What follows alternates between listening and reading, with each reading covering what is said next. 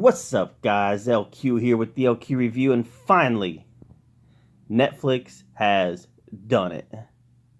Because they finally made a movie that is good enough that I would have paid to see it in the theaters.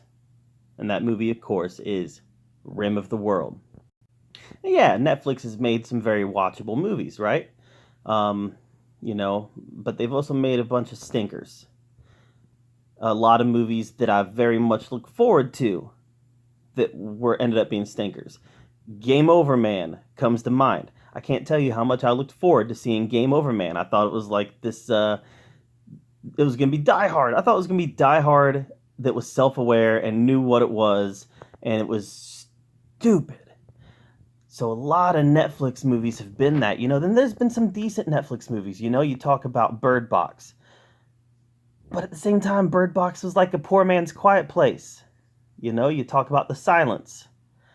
Again, Silence was kind of a poor man's Bird Box. So yeah, they've made some decent enough movies. They really have. I don't want to sell Netflix short because they really have made some decent movies that I probably would have paid to see in the theaters. But this one, Rim of the World, I would have gladly paid to see it in the theater because it was a lot of fun. So basically, you've got these four kids, and they go to summer camp. You've got kind of the nerd boy who's been overprotected by his parents, spends a lot of time reading books on the internet, learning stuff.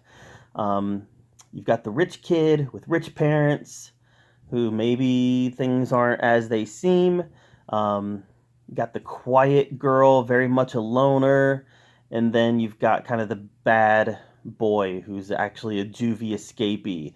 And it's a very diverse group. You've got the nerdy boy is the white boy. Of course, it's the white boy, right?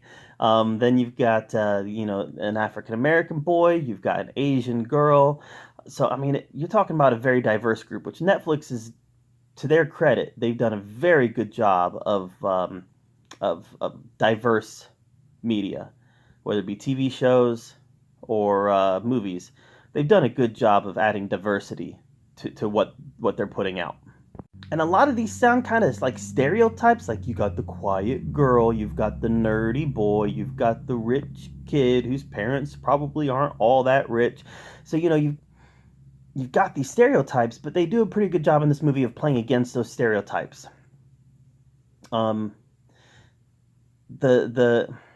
rich boy, he comes to terms with the fact that he knows what's going on in his parents' life, so he has some things to come to terms with. The bad boy who's a juvie escapee, he has to reconcile that with his new friends, that he is a juvie escapee, and maybe he hasn't been completely honest with them. The nerdy boy, he is able to kind of step out of his shell a little bit and use this knowledge that is, in any other scenario, would be useless knowledge, trivia knowledge, and he's able to use it for the betterment of mankind. So this was a nice play against some stereotypes. It's nothing we haven't seen before. We've seen all these stereotypes before, and we've seen all these stereotypes get played against themselves like we see in this movie. But, stereotypes are not a bad thing if they're done well. Cliches are not a bad thing if they're done well. Stereotypes in storytelling aren't a bad thing. It's a bad thing to stereotype somebody I see walking down the street, based on what they're wearing, or based on their skin color, or based on the way they talk, or where they act. That's not right. But stereotyping in movies and TV shows isn't a bad thing if they're done well. Same thing with the cliches. Same thing with anything that we've seen over and over and over again. It's not necessarily a bad thing. Formulas aren't a bad thing if they're done well. We see that in the MCU. The MCU has the same formula in every movie, but it's done well, so nobody cares. So anyways, these kids are in camp, and while they're in camp, the world gets attacked by aliens. Like, legit gets attacked by aliens, and a full-out alien invasion, an alien armada. You got an air invasion with spaceships, and you got a ground invasion with troops. So they legit get attacked, and the attack is happening all over the world, and that includes the camp that they're at. The camp is called Rim of the World. So they happen to be the landing place of an astronaut that is able to give them the key that is able to unlock the coordinates to the mothership of this spaceship. So their game plan is to get the key to an adult who can get the key to the government, and then they can take out this mothership. And before they're actually able to get out of camp, there's this really fun battle scene in the camp with the 4 kids and like this hunting dog, this dog that's that's after them. It's a space dog. And it's a really fun scene where they're trying to outwit this thing and trying to, basically figure out how they can kill this thing at camp. And the way that they kill it actually is really funny and kind of believable under the circumstances. So it was a cool scene. And then the hunter who was there hunting them, who was I think the alien owner of the dog, is the way I kind of read it. He ends up tracking them throughout the rest of the movie, tracking them, chasing them, trying to kill these 4 kids. And it's believable in the way they present this alien, that he lost his dog and he knows that these kids have something of value, and he's a monster. He does not look like a human being. He's got several appendages. His mouth opens up at the sides. I mean, he's a scary looking alien, but you understand. He is angry now. He's angry that they killed his dog, and he knows that they have something that he needs. So he's on the hunt for these kids.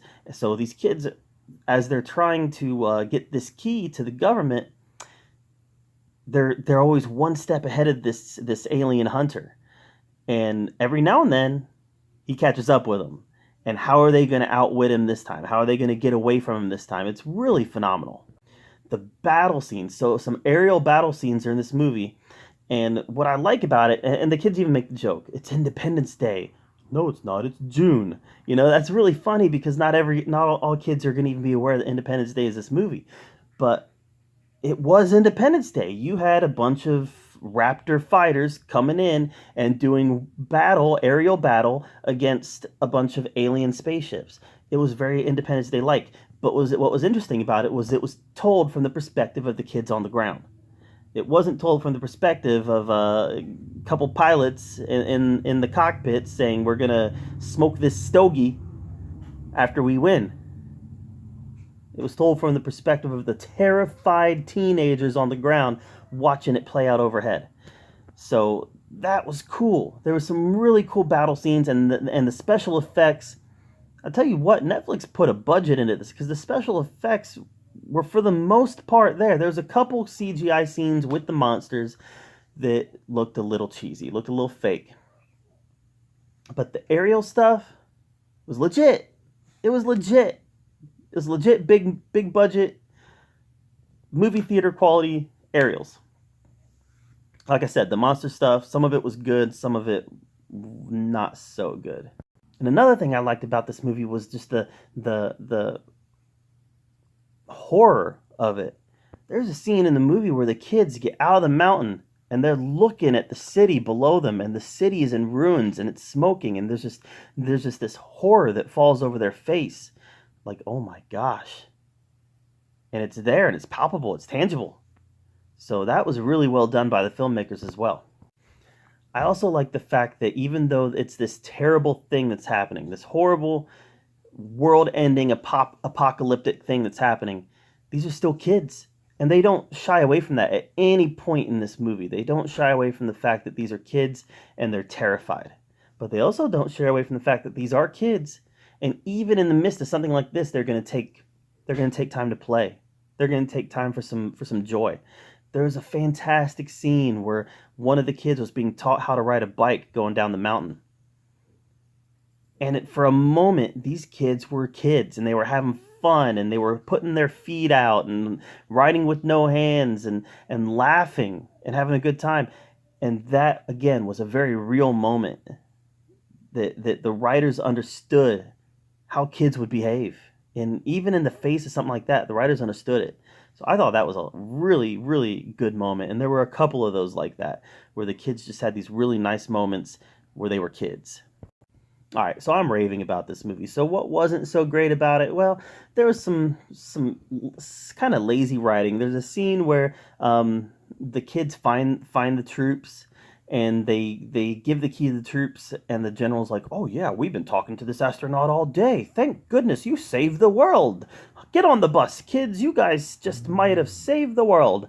And then there's almost immediately they're ambushed by aliens, and all the troops die except for the kids, and they go over to the general, and he hands them the key back, and he's like, "It's up to you now. Get this to the headquarters." Very kind of lazy writing, right? This was actually the second time in the movie that a dying adult gave these kids the key and said, "It's up to you now." So there were some shortcuts taken in this movie, to be certain. I mean, you got four kids in this apocalyptic atmosphere trying to cover the span of about 70 miles. So there's going to be some shortcuts taken by the writers. So was it great? No. Do I forgive him for it? Yeah, the rest of the movie was good enough that I can overlook some shortcuts that are taken, some narrative shortcuts that probably shouldn't have been taken, but were just to move the story along. And in like I said a little bit ago, in the action department, there was some action scenes where there's very noticeably bad CGI, and there's never an excuse for bad CGI, especially when there was so much good CGI in the movie. There's a lot of great CGI in this, but like I said, when you get down to the monsters, some of it was okay, some of it was really bad. There was a neat little bit in the movie where two of the kids actually end up hiding in an outhouse. And when I say in an outhouse, I mean they lift up the toilet seat and get in. And that was a neat little scene where it was gross. It was gross, but you knew right away that these kids are they're willing to go the extra step to survive this, right? And there was a neat scene where the monster crashes through it, and that was a moment of well done CGI.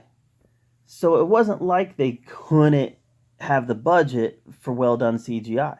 So when you get to the points in the movie that were kind of late in the movie, and you saw, and it was just bad, and it looked fake, you have a hard time forgiving them because you see the good CGI done in the movie. The ending might have been a little clean. They end up in this in this I forget what the headquarters are called, but it's the headquarters where they can control the satellite, and they're talking to a general, and they're like, "We're not kids anymore. We've come this far, and we deserve the chance to finish this, to save the world." So the general talks them through how to reposition this satellite to so they can get the coordinates of the mothership, so they can take it out. And again, a lot of that seemed a little too clean. You're talking about kids that are under the age of 15 that are navigating government facilities with a fair amount of ease. So again, that scene, just a lot of it seemed convenient, a lot of it seemed clean, but at the same time, like I said, so much of the movie was strong, and the characters were strong. The characters of these kids were so strong, and you were so behind them and so rooting for them, that when there were conveniences like that, you kind of just overlooked them. Rim of the World is a very good little alien invasion movie. Really is. I really recommend it. Take the time to watch this movie. I don't think you'll be disappointed. Kind of I don't know the best way to describe it. Let's think Independence Day meets, I don't know, Independence Day meets The Goonies, I guess. Every time there's a movie with kids on an adventure, everybody always says, "It's this meets The Goonies." That's because The Goonies is a staple, and it's so easy to say that kids on a dangerous, perilous adventure, it's this plus The Goonies. So I'd say like Independence Day meets The Goonies, maybe with like I don't know, maybe with like a little bit of Stranger Things sprinkled in there. I think that that would be a nice way to describe the feel of this movie. Except that there is, I mean, it's rated TV 14, but there's some there's a lot of mild cuss words. There weren't any f bombs, but there was some sh's. There was some d's. Some there was some of your more mild curse words sprinkled in there. And as far as the violence was concerned, this wasn't a gory movie, but it didn't shy away from the fact that there were a lot of violent acts happening in this movie and that there were a lot of people dying. There was one scene in the beginning with an astronaut that was a little on the gory side, but not really. I mean, it was nothing that wouldn't get shown on TV, I don't think, but I don't think that it would be like 5-year-old appropriate. So, but for the most part, the gore was pretty tame. The action was pretty tame.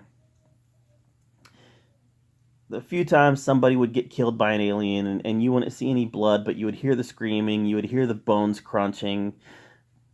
But as far as the blood and the gore was concerned, it was all very TV rated. Um, but like I said, no f bombs, but a lot of your more smaller level curse words, if that's what you want to call them. So I definitely recommend Rim of the World. Check it out on Netflix. This is a good movie, and definitely is a movie I would have paid to see. So it's worth your time. Give it a look, and let me know what you think in the comments down below. Please subscribe to my channel. And as always, thank you for being here at the OQ Review, where we talk about all the geeky, nerdy stuff that we love to talk about. And until next time, we'll see you later.